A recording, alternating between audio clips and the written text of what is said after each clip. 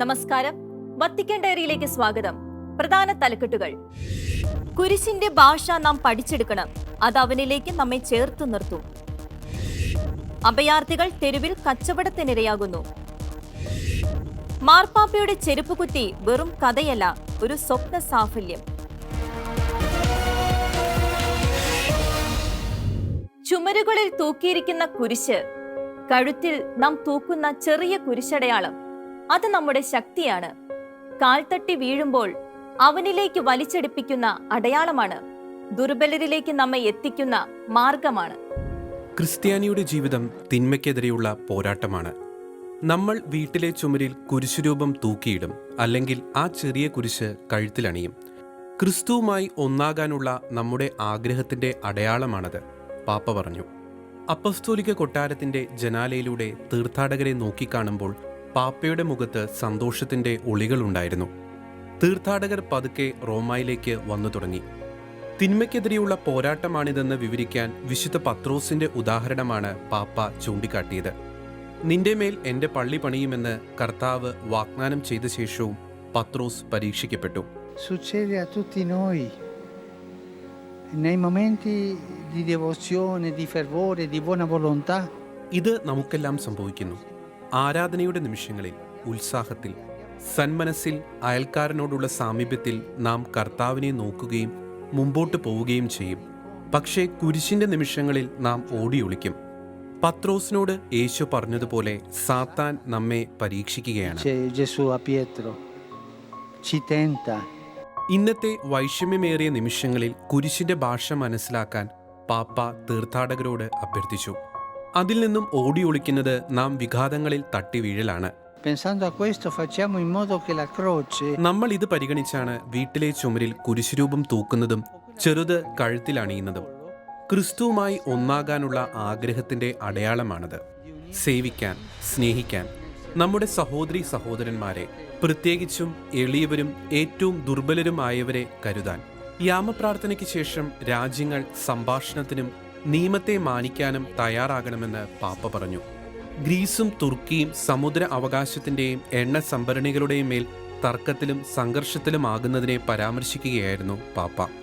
Mauritius ദ്വീപിൽ എണ്ണ ചോർന്ന് പരിസ്ഥിതിക്ക് വൻ ആഘാതം നേരിട്ടതിലും പാപ്പ വിലപിച്ചു. സെപ്റ്റംബർ 1 മുതൽ ഒക്ടോബർ 4 വരെ ഭൂമിയുടെ ജൂബിലി ആഘോഷിക്കുകയാണെന്ന് പാപ്പ പറഞ്ഞു. ഭൂമിയുടെ കരുതലിനായി ആഗോള പ്രാർത്ഥനയോടെ അത് തുടങ്ങി. മഹാമാരി അപകടകരമായ മറ്റൊരു രോഗത്തെ പുറത്തേക്ക് വലിച്ചിട്ടിരിക്കുന്നു. ഉള്ളവനും ഇല്ലാത്തവനും തമ്മിലുള്ള സാമൂഹ്യമായ വൻ വിടവ്. ഈ അനീതി സ്വർഗത്തിലേക്ക് നോക്കി വിലപിക്കുകയാണ്. മഹാമാരിക്ക് ശേഷം രോഗാതുരമായ ഈ സമ്പദ് വ്യവസ്ഥ ഇങ്ങനെ തുടരരുത്. മനുഷ്യരാശിയിലെ ഒരു ചെറു ന്യൂനപക്ഷം ബാക്കിയുള്ളവർക്കെല്ലാം ഉള്ളതിനേക്കാൾ കൂടുതൽ കൈവശം വെച്ചിരിക്കുന്നു. ഈ അനീതി സ്വർഗത്തിലേക്ക് വിലപിക്കുകയാണെന്ന് പാപ്പ പറഞ്ഞു. തൻ്റെ വേദോപദേശത്തിൽ മഹാമാരി വെളിവാക്കിയ മറ്റൊരു സാമൂഹ്യ തിന്മ പാപ്പ വിവരിച്ചു. സാമ്പത്തിക രോഗം മൂലമുണ്ടാകുന്ന സാമൂഹ്യ വിടവ്. pochi ricchissimi ഒരു ചെറു ധനിക വിഭാഗം ബാക്കിയുള്ള മാനവരാശിക്കുള്ളതിനേക്കാൾ കൈവശം വെച്ചിരിക്കുന്നു. ഇതാണ് കണക്ക്. ഈ അനീതി സ്വർഗത്തിലേക്ക് നോക്കി വിലപിക്കുന്നു. നമ്മുടെ പൊതുഭവനത്തിന് മേലെ ഭവിച്ച വിനാശത്തോട് നിസ്സംഗതയുള്ള സാമ്പത്തിക മാതൃകയാണിത്. questo modello economico è indifferente. സ്വന്തമാക്കലും ആധിപത്യം സ്ഥാപിക്കലും എന്നതുമൂലം പ്രകൃതി സീമകളിലെത്തി നിൽക്കുകയാണ്. യഥാർത്ഥത്തിൽ സൃഷ്ടിയുടെ ഉടമസ്ഥർ മാനവകുലമല്ല, മറിച്ച് അതിനെ ഫലദായകമാക്കാൻ ചുമതലയേൽപ്പിക്കപ്പെട്ടവരാണവർ. ആ ഫലങ്ങൾ എല്ലാവർക്കും ഉള്ളതാണെന്ന് പാപ്പ പറഞ്ഞു. Quando l'ossessione di possedere e dominare കൈയടക്കാനും ആധിപത്യം സ്ഥാപിക്കാനും അഭിനിവേശമുണ്ടാകുമ്പോൾ കോടിക്കണക്കിന് മനുഷ്യർ പ്രാഥമിക സൗകര്യങ്ങളിൽ നിന്നും അകറ്റപ്പെടുകയാണ്. സാമ്പത്തികവും സാങ്കേതികവുമായ അസമത്വം സാമൂഹിക ഘടനയെ വലിച്ചു കീറുന്നു. പരിധികളില്ലാത്ത ഭൗതിക പുരോഗതിയെ ആശ്രയിക്കുന്നു എന്നതിനാൽ പൊതുഭവനം ഭീഷണി നേരിടുകയാണ്. നമുക്ക് മാറി നിന്ന് വെറുതെ കാണാനാവില്ല. ഇത് അസ്വസ്ഥകരമാണ്. നമുക്ക് മാറി നിന്ന് വെറുതെ കാണാനാവില്ല. അതുകൊണ്ട് സ്വാർത്ഥതയെ പാപ്പ വിമർശിച്ചു. ഹോമോസാപ്പിയൻസ് എന്ന സ്പീഷ്യസ് ഹോമോ ഇക്കണോമിക്സായി മാറുകയാണ്. വ്യക്തിത്വവാദികൾ, കണക്ക് കൂട്ടുന്നവർ, ആധിപത്യമുണ്ടാക്കുന്നവർ, പകരം പ്രതിസന്ധികളുടെ നിമിഷങ്ങൾ മാറ്റത്തിനും മെച്ചപ്പെടാനുമുള്ള ആർക്കും ഒന്നിനും കുറവില്ലാത്തതായി മാറണം. dopo la crisi. ഈ പ്രതിസന്ധിക്ക് ശേഷം സാമൂഹ്യ അനീതിയുടെ, പരിസ്ഥിതിയുടെ, സൃഷ്ടിയുടെ, നമ്മുടെ പൊതുഭവനത്തിന്റെ അവഗണന തുടരുന്ന സാമൂഹ്യ തിന്മയായ ഈ സാമ്പത്തിക സമ്പ്രദായം തുടരേണ്ടതുണ്ട്. നാം അത് ചിന്തിക്കേണ്ടതാണ്. Pensiamoci.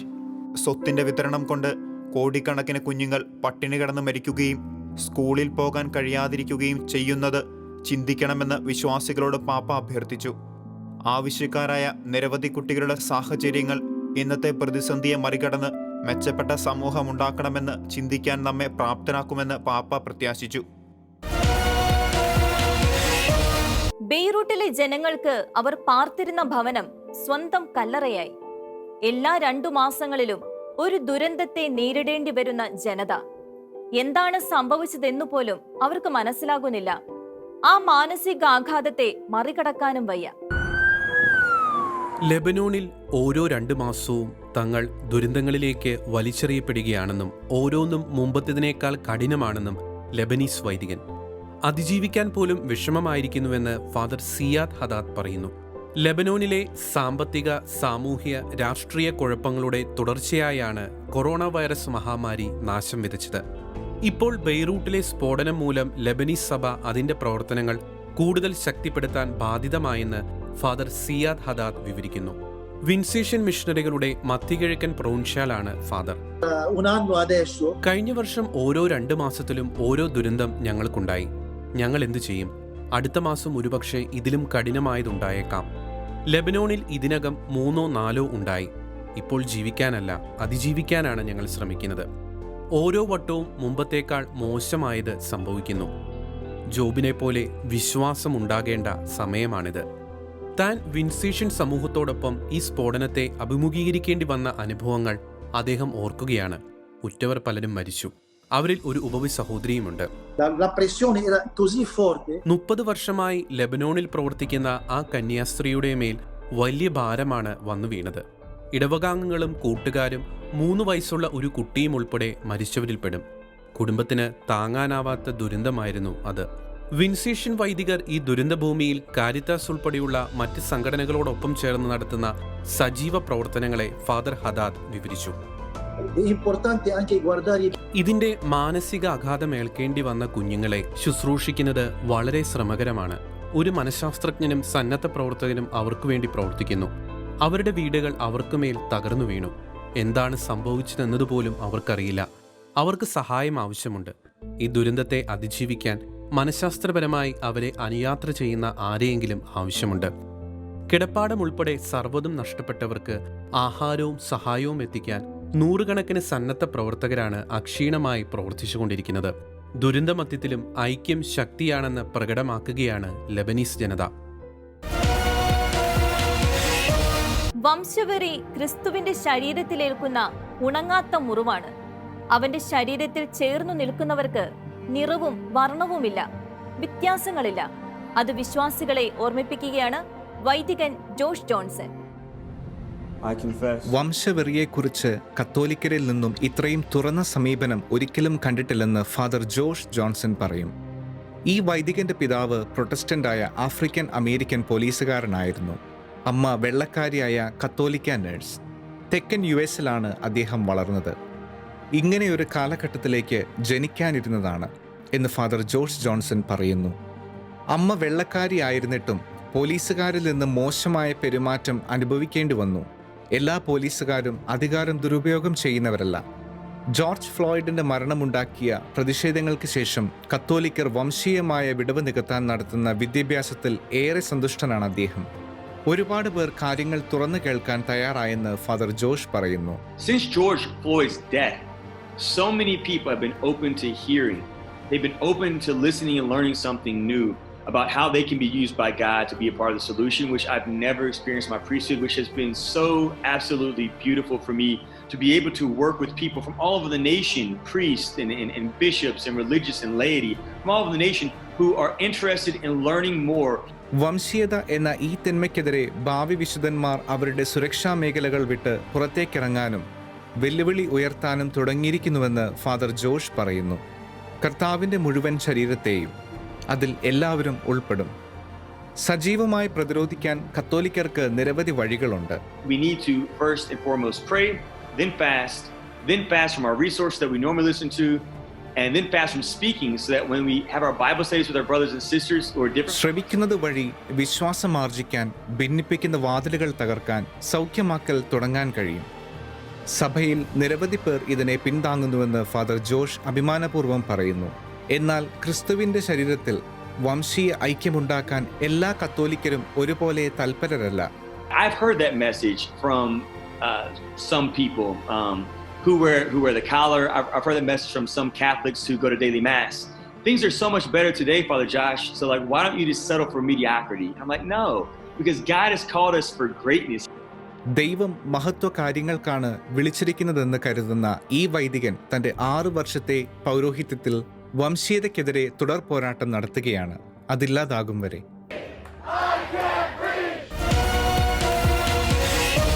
പട്ടിണി കൊണ്ട് അഥവാ നല്ല ലോകമെന്ന സ്വപ്നം കൊണ്ട് അഭയാർത്ഥിയായി പുറപ്പെടുമ്പോൾ ആ പെൺകുട്ടികൾ കരുതാറില്ല ഏതോ വൻ നഗരത്തിലെ തെരുവിൽ വെറും മാംസപിണ്ഡമായി വലിച്ചെറിയപ്പെടുകയാണ് എന്ന ദുര്യോഗം കാത്തിരിക്കുന്നുവെന്ന്.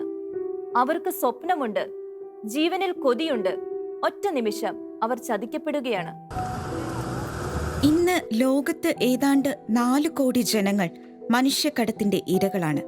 $40 ബില്യൺ വരുന്ന വ്യവസായമാണ് ഇത്. യൂറോപ്പിലെ മനുഷ്യക്കടത്തിനും ചൂഷണത്തിനുമെതിരെ പ്രവർത്തിക്കുന്ന റെനറ്റ് എന്ന സഭാ സംഘടന വിവരിക്കുന്നത് ആ ഇരകളിൽ 1-2% മാത്രമാണ് രക്ഷിക്കപ്പെടുന്നത് എന്നാണ്. റെനറ്റിന്റെ പ്രസിഡന്റ് സിസ്റ്റർ ഇമൽഡ പൂലെ വിവരിക്കുന്നത് ഈ മനുഷ്യക്കടത്തിന്റെ പ്രധാന കാരണം ദാരിദ്ര്യം, മാനവ വികസനത്തിന്റെ കുറവ്, സാമ്പത്തിക ശാക്തീകരണമില്ലായ്മ, സുരക്ഷിതമല്ലാത്ത കുടിയേറ്റം, തകർന്ന നിയമവ്യവസ്ഥ എന്നിവയാണെന്നാണ് സിസ്റ്റർ ഇമൽഡ പറയുന്നു. If you live in poverty and an extended member of a family.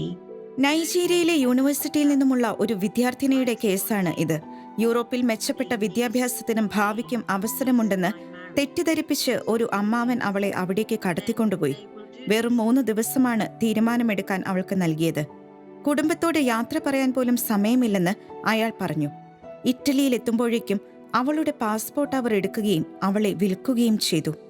മനുഷ്യക്കടത്തുകാർ കേൾപ്പിച്ച് അയാൾ അപ്രത്യക്ഷനായി. So she thought about it and made the decision to go with him. And very sadly, her passport was taken from her when they landed in Italy, and she was sold very fast. He disappeared, but she was sold very fast into the hands of traffickers. ഇത്തരം മനുഷ്യക്കടത്ത് ഇരകളെ അഥവാ രക്ഷിക്കാനായാലും അവർ കടന്നുപോയ മാനസിക സംഘർഷത്തിന്റെ ആഘാതത്തിൽ നിന്നും അവർക്ക് മോചനം കിട്ടുന്നത് വളരെ ശ്രമകരമാണെന്ന് സിസ്റ്റർ ഇമൽഡ വിവരിക്കുന്നു. ഒരു കുടുംബാംഗം ഇങ്ങനെ കടത്തിക്കൊണ്ടുപോയ 12കാരിക്ക് ദിവസങ്ങളോളം പേടി സ്വപ്നങ്ങൾ മാത്രമായിരുന്നു.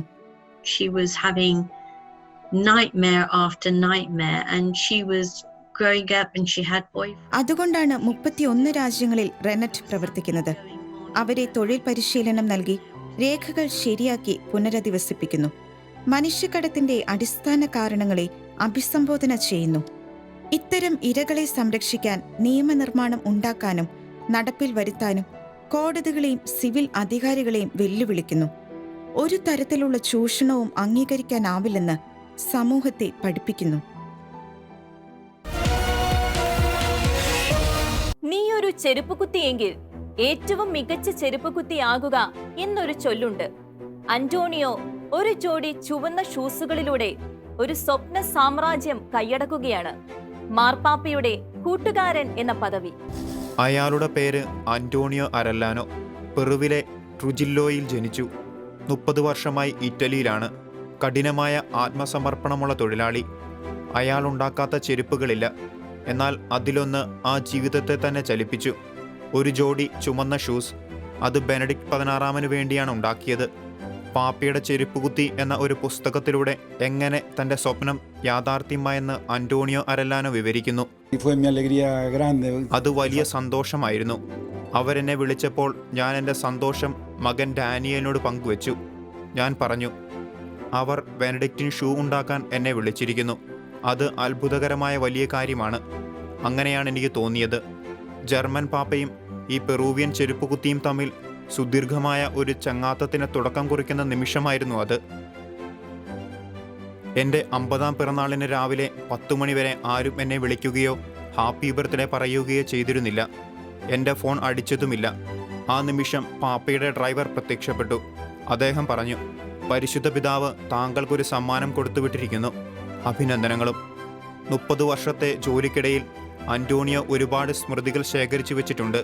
പാപ്പയുടെ ചെരുപ്പുകുത്തി എന്ന പുസ്തകത്തിൽ അതൊക്കെ അയാൾ ഓർമ്മിക്കുന്നു.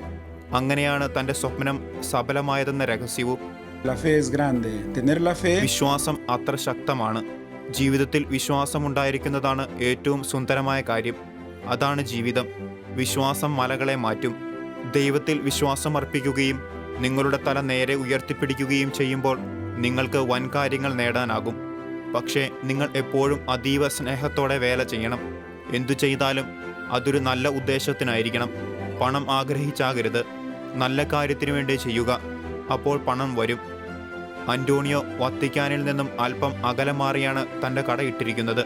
വേലയിൽ സഹായിക്കാൻ മകൻ ഡാനിയലൊപ്പമുണ്ട്. വളരെ ശ്രദ്ധയുള്ളവരാണ്. കഠിനവേല ചെയ്യുന്നവരും ലക്ഷ്യമുള്ളവരുമാണ്. ഇടപാടുകാരോട് കുടുംബാംഗങ്ങളോടെന്ന പോലെ പെരുമാറാനുള്ള അസാമാന്യമായൊരു കഴിവ് അവർക്കുണ്ട്. ചെരുപ്പുകുത്ത് കലാകാരന്മാർ എന്നാണ് അവരെ പലരും കരുതുന്നത്. ചെരുപ്പ് തയ്യാറാക്കി കഴിയുമ്പോൾ ഞാനത് അച്ചിൽ നിന്നും പുറത്തെടുത്ത് നോക്കും. ഓ ദൈവമേ, എത്ര മനോഹരം! ഞാൻ എന്നോട് തന്നെ പറയും. മിടുക്കായി ചെയ്തിരിക്കുന്നു അന്റോണിയോ. അതേ ആവേശം ഓരോ ചെരുപ്പ് കുത്തുമ്പോഴും പ്രകടമാക്കും. ക്ലാസിക് മുതൽ വർണ്ണാഭമായ ചെരുപ്പുകൾ വരെ, എല്ലാറ്റിലും സുപ്രധാനമായ പൊതുവ്യക്തികൾ മുതൽ സാധാരണക്കാർ വരെയുള്ളവരുടെ ചെരുപ്പ് കുത്തും. കഠിനവേല ചെയ്യാനുള്ള അഭിനിവേശം. ചെരുപ്പുകുത്തിയുടെ പുസ്തകത്തിൽ ഏറെ പറയുന്നത് ഇതിനെക്കുറിച്ചാണ്. ഇറ്റാലിയനിൽ എഴുതിയ പുസ്തകം ഉടൻ തന്നെ സ്പാനിഷിലേക്കും ഇംഗ്ലീഷിലേക്കും വിവർത്തനം ചെയ്യും.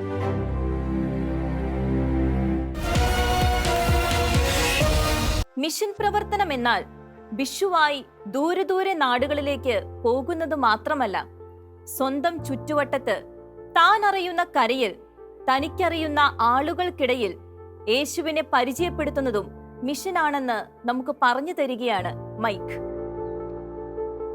മൈക്ക് സ്റ്റെയിൻ ക്യാമ്പ് കുറഞ്ഞത് 2 കാര്യങ്ങളിൽ ഉറപ്പുള്ള ആളാണ്. 1, താനൊരു സ്കേറ്റ് ബോർഡറാണ്. 2, ക്രിസ്ത്യാനി. അതുകൊണ്ടാണ് 2010 വളരെ ലളിതമായൊരു മിഷൻ മൈക്ക് തുടങ്ങിയത്. MS skate ministry. സ്കേറ്റ് ബോർഡർമാരിലേക്കെത്തി യേശുവിന്റെ സന്ദേശം നൽകണം എന്നതായിരുന്നു ഉദ്ദേശമെന്ന് മൈക്ക് പറയുന്നു.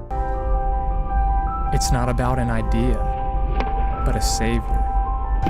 So, me being a Christian and a skateboarder my entire life, like I instantly felt called to reach skateboarders with the message of Jesus, because these are my friends, these are the people that I hang out with on a day-to-day. MS skate മിനിസ്ട്രിയിലൂടെ വെബ്സൈറ്റിലോ വിവിധ സാമൂഹ്യ മാധ്യമങ്ങളിലോ skate ബോർഡർമാരുടെ വീഡിയോകൾ അവർ ഇഷ്ടപ്പെടുന്ന കാര്യം എങ്ങനെ ചെയ്യുന്നു എന്നതിന്റെ വർണ്ണനയുണ്ട്. അതുപോലെ മറ്റ് സ്കേറ്റ് ബോർഡർമാർക്ക് ദൈവവുമായി ബന്ധം സ്ഥാപിക്കാനുള്ള സന്ദേശവും ഉണ്ട്. സ്കേറ്റ് ബോർഡിംഗ് ലോകത്തെ സംസ്കാരം മൂലം പലപ്പോഴും അവർക്കിത് ബുദ്ധിമുട്ടാണ്. I understand the difficulties that they have with believing in Christ. Like I understand these things. I understand the culture and the things that they're hearing from the skateboard. Skate ബോർഡർമാർക്ക് ക്രിസ്തീയ സന്ദേശം കൂടുതൽ പകർന്നു കൊടുക്കാൻ 14 ദിവസത്തെ ഒരു ആരാധന ലാൻഡിംഗ് ബോൾസ് എന്ന പേരിൽ മൈക്ക് തയ്യാറാക്കി ആപ്പിൾ സ്റ്റോറിൽ പ്രസിദ്ധീകരിച്ചിട്ടുണ്ട്. Basically, it's just my attempt to break down passages of the Bible and make it in a way. സഭയുടെ അന്തരീക്ഷത്തിൽ വളർന്നിട്ടില്ലാത്തവരെ പ്രധാനമായും ഉദ്ദേശിച്ച് ആരംഭിച്ചതാണ് MS മിനിസ്ട്രി. മിഷണറികൾ എന്നാൽ ദൂരനാടുകളിലേക്ക് പോകുന്ന സന്യാസികൾ മാത്രമല്ല, പ്രാദേശിക സ്കേറ്റ് പാർക്കിൽ അവർക്കിഷ്ടപ്പെട്ട കളിയിൽ വ്യാപൃതരായിരിക്കുന്നവർക്കിടയിൽ പ്രവർത്തിക്കലാണ്. എന്നാൽ ആരെയാണ് അവർ പിന്തുടരുന്നത് എന്ന നിശ്ചയം ഉണ്ടാവണം.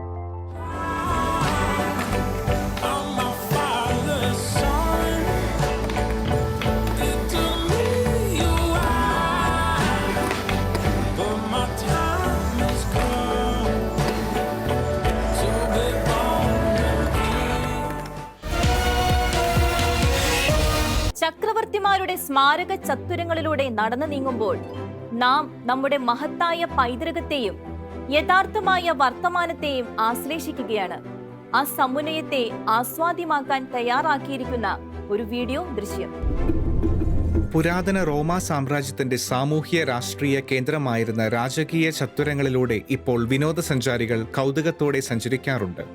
അഗസ്റ്റസിന്റെ ചത്വരങ്ങളെക്കുറിച്ച് 40 മിനിറ്റ് ദൈർഘ്യമുള്ള ഒരു വീഡിയോ ഈ പുരാതന നിർമ്മിതിയുടെ നേർക്കാഴ്ചയാണ്. സാമ്രാജ്യത്തിന്റെ പ്രധാന കാര്യങ്ങളെല്ലാം ഹൈ ക്വാളിറ്റി പ്രൊജക്ഷനിലൂടെ കൃത്യമായി പുനരാവിഷ്കരിക്കുന്നു. ഓരോ നിർമ്മിതിയുടെയും ഘടന തുടങ്ങി എല്ലാറ്റിന്റെയും ശബ്ദവിവരണവും ദൃശ്യങ്ങളോടൊപ്പമുണ്ട്.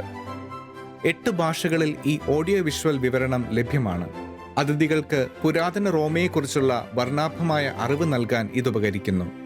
സാധന നഗരത്തിന്റെ ചരിത്രധന്യത പഴമയെയും വർത്തമാനത്തെയും സമന്വയിപ്പിക്കുമ്പോൾ സഞ്ചാരികൾക്കതൊരു പുതിയ അനുഭവമാണ്.